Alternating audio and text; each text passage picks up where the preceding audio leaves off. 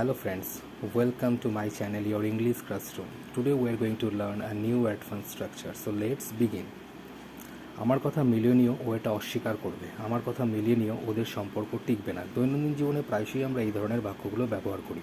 এই ধরনের বাক্যগুলো আমরা ইংরেজিতে কীভাবে ট্রান্সলেট করব আসো দেখে নিই। মার্ক মাই ওয়ার্ডস, তারপরে সেন্টেন্স। মার্ক মাই ওয়ার্ডসের অর্থ হচ্ছে আমার কথা মিলিয়ে নিও কিংবা আমার কথা লিখে নাও, এবং তারপরে আমরা যে সেন্টেন্সটা বলতে চাইছি সেন্টেন্সটাকে বসিয়ে দেবো। খুবই সোজা, কয়েকটা উদাহরণ দেখে নিলে ব্যাপারটা আরও পরিষ্কার হয়ে যাবে। আমার কথা মিলিয়ে নিও ও এটা অস্বীকার করবে। Mark my words, he will deny it.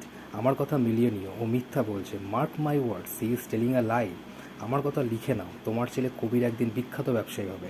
Mark my words, one day your son Kabir will become a great businessman. আমার কথা মিলিয়ে নিও ওদের সম্পর্ক টিকবে না। Mark my words, their relationship won't last. আমার কথা মিলিয়ে নিও এই ম্যাচটা উত্তেজক হতে চলেছে। Mark my words, this match is going to be exciting. আমার কথা মিলিয়ে নিও আজ বৃষ্টি হবে না। Mark my words, there will be no rain today. আশা করি আজকের এই ভিডিওটা বুঝতে তোমাদের কোনো অসুবিধা হয়নি। যদি ভিডিওটা ভালো লেগে থাকে তাহলে প্লিজ লাইক করো, শেয়ার করো এবং অবশ্যই অবশ্যই অবশ্যই সাবস্ক্রাইব করে দিও। ভালো থেকো।